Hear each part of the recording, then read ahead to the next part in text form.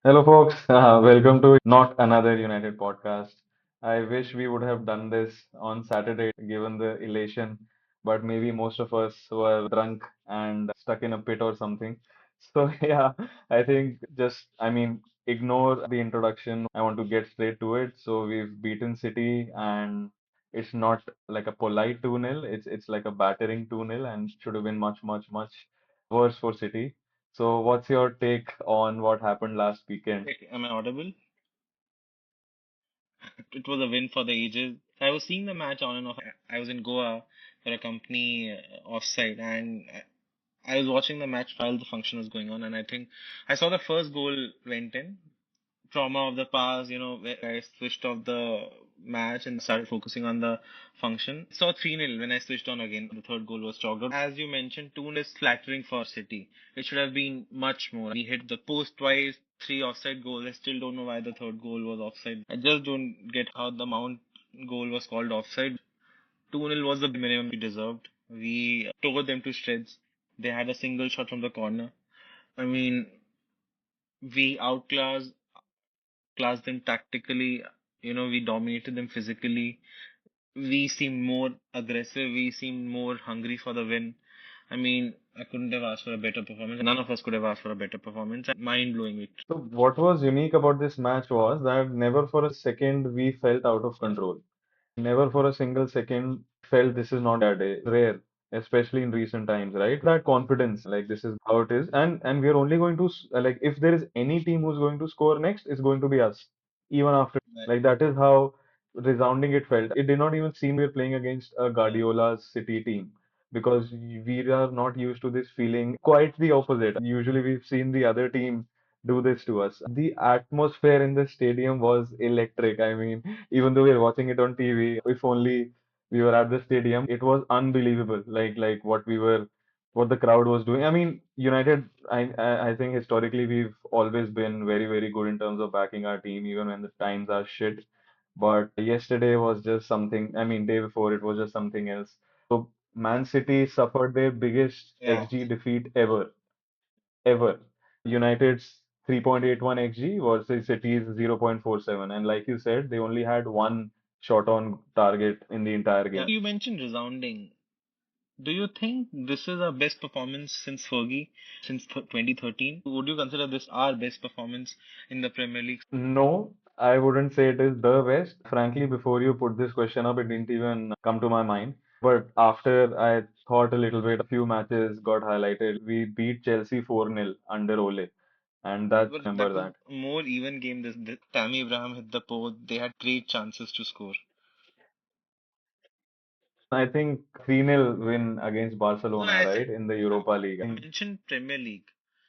I remembered when we beat Spurs 2-0 Yeah. under Ten Hag. It was one of the biggest XG out performances by United in the Premier League. We had about 28 shots, and Bruno was one of the stars in that game. So is the Yeah. game over this last weekend as well. So now tell me, who was your man of the match, if at all, I think few players? couple stood out. I think Bruno, obviously. I mean, Bruno is a. I think you mentioned it on the podcast that his cross field passes, his first touch cross field passes. I mean, they're out of this world. I mean, he's a good candidate to walk into our all-time 11, all-time Premier League 11. He will definitely make the squad in my book. He's that good. Bruno is one, and Maguire. Maguire had a great game. Ahmad especially. He had their defense on toast. The chance he created for himself, wherein he took a long path to reach the ball and then dribbled his way through two defenders and then hit the post. I mean, that should have been a goal. So yeah, these are my three standout players. What about you? Bruno is by the way, the first player to create six plus chances and give an assist against Guardiola's Man City team. I also want to say I truly believe and I say it in a metaphorical sense, we have forgotten how lethal Bruno can be. I mean, put him as a number 10 and he dominates the game, like left, right, and center. And it's like he could do what he's visualizing, he's doing it on the pitch with ease, with effortlessness. And like there is no mistake whatsoever. He's putting up such high numbers. creating so many chances. His off the ball work and grit was there to see. And yes, we've spoken about it that his legs maybe have like are not as fresh as they used to be, but this was like turning back the clock, and he's not as old right He's now 31. anyway. Like you mentioned, his unbelievable range, the ease with which he can change wings using both feet. He does not even have to think. It comes naturally, instinctively to him. He ran Bernardo Silva off the park, by the way.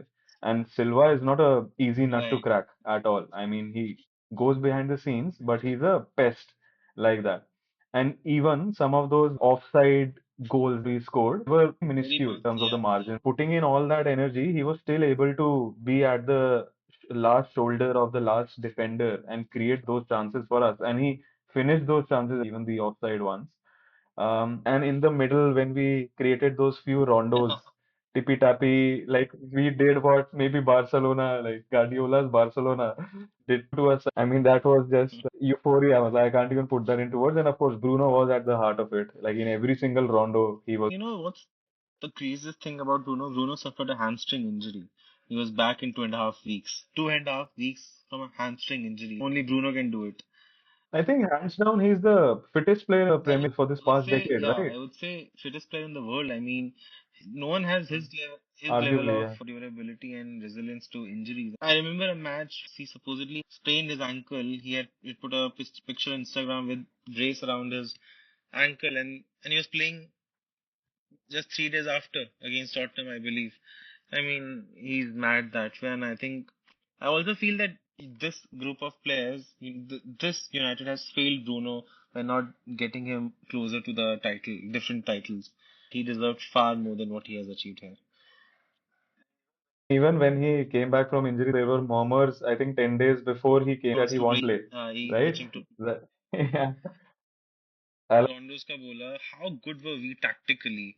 It is not easy to out Fox Guardiola, irrespective of the team that he puts out, because his teams are that well drilled and oiled. So what is your take on the tactical masterclass by Carrick and Dean? first principles thinking, the basics, he got them bang on. First starting 11, putting in Bruno as the number 10 was ingenious. Cunha was unlucky to miss out. But finally, we had a decent bench, man. We had a decent Premier League bench with Cunha, Ugarte, Heaven coming on, and even Sheshko if needed. Finally, we had some threat off the bench and our typical formation, which we've played for ages. He got the substitutes right as well. It's not easy thing Right. to do, like to time. And look at the difference that Cunha made when he came on. Like easily, he created a couple of goals for us. I know one was ruled off for offside, which was controversial to say the least. But yeah, I mean, Carrick did what he could, and the players supported what he wanted us to do, right? So it's a 50-50 because the manager can't go inside the pitch and score himself. What were certain technical and tactical nuances that My favorite kind of goals are counter-attacking. I just loved the first goal. It was counter-attack at its best. It reminded me of a goal against Liverpool, which Ahmad scored, right? Exactly the same, almost similar. Also, it reminded me of the Rooney's goal against Bolton, right? Wherein there was exchange between Rooney and Ronaldo, and then within a span of 10 seconds, we had scored from one end to the other. Counter-attacking is my favorite style of play. This phrase has been in the news for all the right and wrong reasons in the recent past, but the United DNA that we keep talking about involve attacking vertically at breakneck speed, and that's what was you know refreshing to see from this particular United. We had pace on the break with players who could control the ball. The best part was we always felt in control even without possession.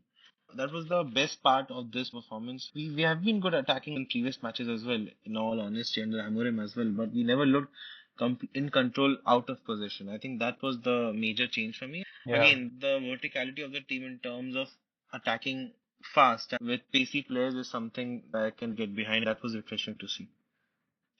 Yeah, without the ball, this was one of our best games Yeah. recent times. I mean, in a few seasons, like without any shadow of a doubt. But they were still, I mean, I did have a few concerns though. Is your concern 11 start with derbies, C? last 11 derbies that were 0-0 at halftime. United have dropped 14 points from winning positions. Only three teams अगर have नहीं dropped drop more. करते अगर So हम drop yes, नहीं करते तो हम first होते.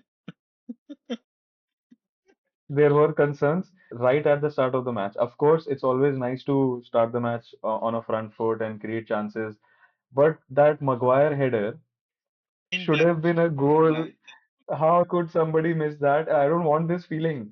I would like us to finish like the first chance we create. I would like us to do that maybe in Casemiro का some जो game. चांस था भाई वो तो मतलब ओपन गोल था और वो कैसे I couldn't understand. He tried to be too cute with it. He did the hard part. He balanced his 50-year-old body. All he needed was a push pass or maybe a lace. He tried to embarrass the keeper with a dipping slow ball. Should not have done that He could at have all. got down for a penalty as well. He was already tackled by the defender. वो गिर जाएगा तो penalty मिलता. And Donnarumma was done. The last hope was he raised his right leg वही just a chaos little किया. bit. If you have to be negative Nellies, 2-0 was a slightly underwhelming scoreline. It should have been 4-5-0 in my opinion. Yeah. To close this loop, if you remember that Bruno cross to Mbumo, which he should have hit first time but left it to Dorgu. Dorgu took a good shot, but Mbumo on any other day would have definitely hit that goal. And he has done the same, I think, पिछले किसी match में when Cunha made the same cross. Another situation 2-on-1 when we pinched the ball off Rodri. And Bruno suddenly passed the ball to Mbumo and वो intercept हो गया. Like Bruno left से मार सकता था goal. You remember that thing when we pinched the ball off Rodri near the D? Then there was Ahmad's offside goal, Bruno's marginal offside goal, Ahmad's shot which turned into that Casemiro chance, Mbumo's first time shot which got saved by Donnarumma 62nd minute, and Ahmad hitting the post. Yeah, yeah, I mean, it would have been like such a. And then Mount's offside goal again, his first touch. Cunha, of course, with that instant impact. Let's continue the positivity. One swallow doesn't make a summer. The important thing is we stay grounded and humble. As cliched as it sounds, Arsenal is probably the toughest fixture in Europe, right? Arsenal at home, Yeah, yeah. especially the set piece Arsenal, right? Would you want to attract more hate comments? I thought you had enough. I don't read comments, so खाली तुम और बुप्पी करते हो. But ठीक है, I mean, they are the king of set pieces. They've scored, I think, 16 goals from set pieces only in Premier League, if I'm not But mistaken. surely beyond that. Yeah, Surely. beyond they are a good team. I mean, the only I've seen of Arsenal this season is just the first match. I cannot comment Yeah, on I know. since not me They are a being good safe, team. but It's not by accident they are sitting atop the league. They are very difficult to play against, extremely difficult to beat, have the best centre back pair probably in Europe. So yeah, in, it'll be a tough match. They have characters who can drive them to the finish line. Now they have those characters in Gabriel, Rice, Saliba. They have those players who know how to who know how to close the match. I'm expecting an extremely difficult match, irrespective of the result of that match. I mean, neither does this win make us make us an extremely great team, nor would the next loss. We need to stay grounded and let Carrick and company take the team forward. and do you know only two teams in the Premier League have lost fewer matches than United. Aston, Of course, Arsenal have lost only two, and yeah, Aston Villa have lost four. We are not far behind at five. But interestingly, even City and Sunderland have lost five City have matches, so lost we only are five tied matches. with them. I assume they would have lost more. Yeah, yeah. Oh, No, City and it's been five a good matches, weekend so for we us. are. Everyone around us dropped points except us. So, including Arsenal, Aston Villa, City, Liverpool, won. Newcastle Newcastle. dropped points. Chelsea won. Therefore, Brentford dropped points. Good weekend all around. But if you saw the highlights, just the PL highlights, Brentford should like what still tha, should have won. Sade had two easy chances, and before Chelsea scored, it was theirs for the taking. But that's all wishful thinking. We can only control what we are doing, so everything else is a bonus. But yeah, to close, Bruno sits at the top of the assist chart yet again. I think he can do that in his sleep. He has 9 assists this season, and Shaki at 7, and Grealish surprisingly at 6 are the second and third in line. And this is of course even after Bruno has had that injury, and look at the amount of chances we've missed. His assist tally should have been so much more. I think the third highest scoring team in the league, if I'm not mistaken. After I think something like that. good times are coming. Piece of paper, hand him the नहीं नहीं नहीं contract, whatever number he puts नहीं up, है ना? Ferdinand. revisit the history just to, say कि good times are coming back. I think he will stay till the end of the season. That's important. And yes, we'll come to that when it happens. No, I don't. Whenever we have a result which I'm not expecting after the match, sit with the table for a little while and do my own permutation combination of where we could and should have been. Trustingly, United has dropped points against each of Bottom the five, bottom seven bottom teams seven. in the Premier League this season. So we have Wolves, Burnley, West Ham, Forest, Leeds, Bournemouth, Spurs, and in this order, of course. Hmm. I mean, see, बहुत तो है है, यार ये. but yeah, I mean, we have won against teams that we ideally shouldn't have won also, right? I mean, so But still, bottom seven half which of the means season it's more, is not. we are still a team who struggles to live up to expectations जहाँ उनको जीतना जहाँ expected है कि वो जीतेंगे. It's more a mental thing than a tactical thing. We should have converted our chances. In against Wolves, we should have won. Against Bournemouth, we should have definitely won. So ठीक है, Tottenham, Nottingham Forest, I think I can digest those draws. But yeah, I mean, most of these should have been wins on the evidence of a performance in the match. We should have won. So I think it's a mix. It's a mix of being unlucky, mentally fragile, and bad finishing. And we have hit the woodwork the most number of times Is in it? the Oh, Premier is League it? this season. Oh, 14 or 16. 14 or 16. Either 14 or 16. It's massive. wow. What was your take on Casemiro? I didn't see the complete match because I was in a function, but Okay, okay. I can't comment because I did not see the match properly. Maybe then I'll go. You would be surprised to know he was second in line for my man of the match. My Yeah, yeah, I know. I say that in all of my wisdom and recovery, but I'm not kidding when I say that. He wound back the clock. It was like classic Casemiro as we've grown to see and love him back when he was winning CL titles every season. And yeah, like all of his tackles were timely. There was no rushed, there was no rash tackles. He was eating up the ground. He was not letting them play. He was like a very irritating bee swarming around midfielders, never let them be in motion. And yeah, his one touch game as well. He didn't lose the ball as many times as he normally does. His first time chips as well were, I think, finding the right spots because we had a see, lot of empty spaces at the back. And one little moment filled my heart with a love. जब second goal हुआ and Casemiro third goal, piggybacked third over goal. third goal, and he piggybacked over Carrick. I loved seeing that because you're doing that with a manager, and you're that passionate about it. That I think filled उसी me up. Sequence में नहीं वो दूसरा था जिसमें Carrick celebrate कर रहे थे and then the camera cut to Sir Alex Ferguson celebrating. That was a beautiful moment. These things are cliched, right? He is an indispensable part of our past. So, I mean, that was very heartening for me to see. So, वही, I mean, वही है ना, I mean, अगर कोई इस window में without being too pessimistic and I know that's not my style, तुम दोनों का स्टाइल है वो, बट इस विंडो में अगर कोई रेलेवेंट ट्रांसफर आ जाता so I mean the load could have been shared between centre midfielder of the same ilk as Casemiro and then Casemiro. वो चैलेंज वही है कि we have so limited options in the middle of the park that Casemiro is expected to play 8 on 10, 7 on 10, 9 on 10 matches, which he ideally should. But then उसके भी नहीं निकलता है, तो you're left to pick up the pieces when he doesn't play well. So, what's your take on Scholes and Butt's ridiculous prediction of how Martin is going Yeah, to feature against Haaland in this yeah, I match? mean, they keep harping about the fact that they have been United fans since the age of 6, 7, 5. But यार उनकी बातों से लगता नहीं है. I mean, they don't act the part. Especially Nicky Butt. Nicky Butt comes across as a jilted lover. Yeah, He was a great player back in the day, right? A great combat fielder. But he comes across as someone who has bad history with the club. And he left on acrimonious terms. He was apparently excellent at his job as the head of academy, but then उसका मोटो के साथ नहीं बन रहा था तो he left on acrimonious terms and वो that and some credible sources say he got snubbed for the हाँ sporting director हो सकता position. है yeah so that comes out every time he speaks.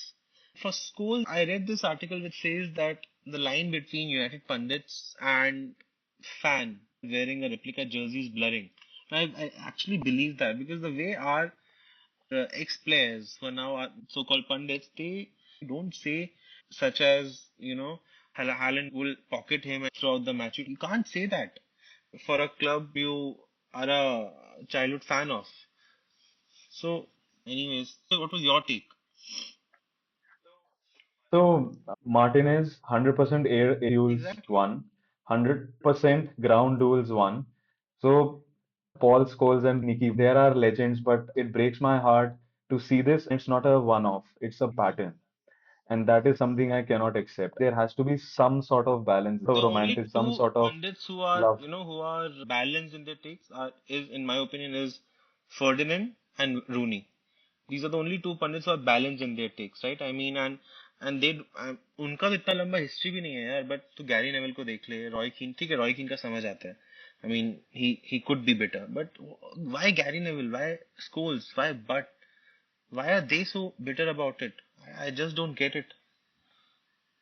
The- They're so vocal. They're so, and off late we've heard murmurs that players are getting impacted by it. This creates a disconnect between the players and the history of the club. So as we move on from the theater to the red zone, what was your take on Kobe Manu's? Loved it. One moment stood out. So he received a difficult ball at a height, controlled the ball, and Semenyo was rushing. He took a touch and played the ball on. That was beautiful to see. I think this setup is just right without going much into the past. We all know what happened. He's an extremely important player for us, and I have renewed hope he will continue to be a mainstay in the team for the next 10 years at least. And that, by the way, was at the end Yeah, Rondo was I talking remember about that. a touch, and the crowd erupted, and he put that ball across to Shaw, perhaps. Special note to Shaw. Shaw had a great game. It was one of those days जहाँ सबका ही 8 on 10 performance था. No one had a bad game. My For third man Shaw, of the match, in all honesty, he's been excellent in the last 3-4 matches. I think पता है हमने last while we've not won matches last 13-14 matches में खाली एक match हारे हम. एक ही हारे हैं. We didn't deserve to lose. So what was your take on Menu's performance?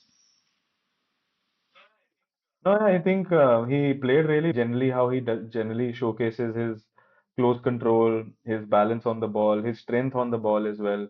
What stood out was his energy, tenacity, and showcases of agility in very short distances. We know there is room for improvement in that explosive Yeah. movement. He's not amongst the fastest players on the pitch, but he made it up with his grass coverage, with his effort, with his intent. I mean, that thing, but to be fair, that was visible across everyone on the pitch. Apart from Lemons, who had a pretty chill game mostly, everyone else felt like they have something to prove, like there is some vengeance going on. मतलब उनको फर्क पड़ रहा है. It seemed like a cup final. Everything depends on this Yes. match. That was a visible So, change for everyone. on the topic of everyone being aggressive, what is your take on Delo? Was it a red card in your book? Definitely, yes. I had a sneaky feeling this is going to go to the VAR and they are going to call the referee towards the screen. And in 10 out of 10 cases, that always Red means card. it's a red card. For me, it was a clear, not in real time, but when the cameras came closer and slow motion में दिख रहा था, it was a clear red. It was a high challenge. It was not a soft challenge. Yes, his intent wasn't bad, but fact was a Delo clear. is prone to such moments. You remember last year in the FA Cup, red yellow card pe, and then he went into a tackle that would have been a straight red card. And interestingly, both of our fullbacks were given a yellow card in the first 10, 12 minutes of the So, game. Sure, it, if you slow such tackles down, there's a case to be made for most tackles. You yeah. could make a case for Lacey's first tackle being a direct red card, right? It was a similar tackle. I think fair play to the referee for giving us one decision, at least in the match. I don't like Anthony Taylor as a referee. I think he's always been anti-United. Wish people well and let And them we keep live. saying that these things balance themselves out. And I remember that we were shouting for Walker to be given a red card for a ridiculous tackle. उसको नहीं मिला. I think this was our balancing moment. I think I did not expect it to be a red card and neither was it. But हाँ, अगर red card होता भी तो no one would have had much complaints about it. हाँ, sure. Does it bother you that City are able to spend so much while the decision on their alleged 115 charges is still pending? Yes, it does. If you remember, जो जो एक video हमने किया था कि city अगर title जीतता भी है ना तो वो टाइटल पे हमेशा एक स्टार मार्क रहता है in my. This is the clarity why I said what I said. You're the master of rage bait at Not Another United podcast because there's another inflow coming in and So yeah, it continue. does bother me. In the last 12, 13 months, City has purchased players that could replace its entire starting 11. And it's the first time in a long time I'm seeing a team sign players and then replace them 6 8 months later. Exactly. Mind blowing. Recent article just suggested भी एक साल और लग सकता है. On that note, are we seeing the end of Pep's dominance or Pep's era at City and therefore in the Premier League? I think your controversial blood is suiting you a lot this Monday night. But short answer is I don't think so. Maybe it's a little premature. It could be the start of the end, but I wouldn't make such a bold statement at the moment. Yes, the signs are ominous, but I'm not really sure. Like he's overstayed his welcome anyway. Like people didn't think that he would stay this long. I would love for him to leave the Premier League. There's no doubts about that because that would only mean that like another manager is coming in. I would have loved him at United as well. I can't hide this fact. He's one of the best managers ever Second managed the best. game. I'm not sure. One of the best. No, I said one of the best. I didn't say the best. One of the best. What's your take though? I think yes, we are seeing end of Pep's era Premier League unless he makes a complete flip and decides to stay back. There are moments of Maresca meeting the City hierarchy, reaching out to credible Credible sources, sources? City hierarchy reaching out to Alonso as well. That was reported by Duncan Castles, and he's normally right on these matters. So I think yes, last year was the beginning of the end, and this year he has not been able to capture. Normally, City comes back in the season after they have lost the league and win the league. That's been the pattern in the last 8 9 years. But this year they're so far of the. I mean, while point tally suggests that they're not too far, but performance-wise they have been off the pace, right? So I think this is the last season that we would see Pep, and it would be rightly proven that Alex Ferguson is the greatest manager that Premier League has ever seen, and yeah, Pep being the second greatest. Say क्योंकि that? हम 13 quick summary. Alex Ferguson has 13 titles, and I know तू ये क्यों पूछ रहा था कि तू वीडियो निकालता है, but ठीक है. Here goes nothing. Alex Ferguson के 13 लीग टाइटल्स है, पेप के 8 होंगे और नहीं जीतेगा वो इस साल. Obviously इस साल नहीं जीत रहा. Alex Ferguson has built 4 legacy teams: 94, 98, to हाँ 94, 98, 2006, and again 2011, 12. Eight. Eight Eight as eight well. as well. Eight as So well. 4 teams of completely different style of play. Each could stake a claim to being the best United 11. Pep has had incremental changes. Class of 92, the entire legacy of Alex Ferguson, the first few years was built on homegrown talent. So, and his legacy could be built on financial doping, right? So if the charges, There you go. I think Pep is probably the greatest tactician in the history of the league. Alex Ferguson was more a manager than a tactician.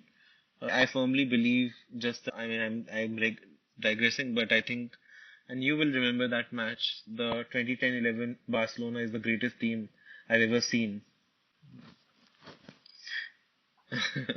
So I think that team, that's football at its absolute best.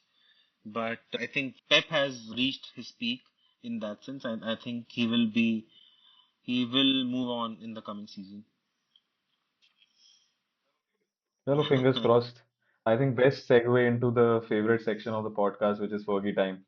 So, what is your take on our upcoming match against Arsenal at the Emirates? How do you see it going, and what's your prediction? I want it to be a KG affair. I don't want it to be a free flowing because we don't give them any corner situations. Corner से ऐसे गोल मार They're very scary, man. वो लोग गोल Very मारते हैं scary. Corner से कि लोग अटैक से गोल मारते हैं यार मतलब so but I think it will be a tall ask and it will be a close loss in my opinion. अगर draw होता है अच्छा रहेगा. I'm not expecting any points from this visit, but हाँ, I think it should be a KG affair. We need to make it a KG affair. I think it will be a 1-1 draw and Bruno will score. देखते हैं चल. What would be your starting lineup? Would you stick with the same team? Hands down. Why change it? There's no reason to change it. If you've just delivered this performance and it's not as if you're playing 2 times in a week, why change anything? It would be safest for Carrick to change on merit. You don't want questions around your team selection. If it's spot on, stick Maybe with put it. Sheshko on to rattle the centre backs. Agree. Change होने के जब इतना convincing जीत win है तो change करने का don't you know go around changing things which don't need to be changed as they say, right? So I think same रहेगा. So we've had a storied past with Arsenal. We had a rich culture of matches with Arsenal. So any particular match that stands out for you? It has to be 8-2 Arsenal. I can't look beyond this because it's the most unbelievable result that maybe I have seen live on TV. You would never ever expect 8-2 to be the scoreline of two juggernauts playing against each other ever, let alone in the Premier League, let alone when they were both strong teams. And of course, मेरा थोड़ा सा bias भी है because my favorite player scored a hat trick and a brilliant one at that, Wayne Rooney. So I think मेरा है 4-2, the Pizza Gate, the way we battered them at their home, right?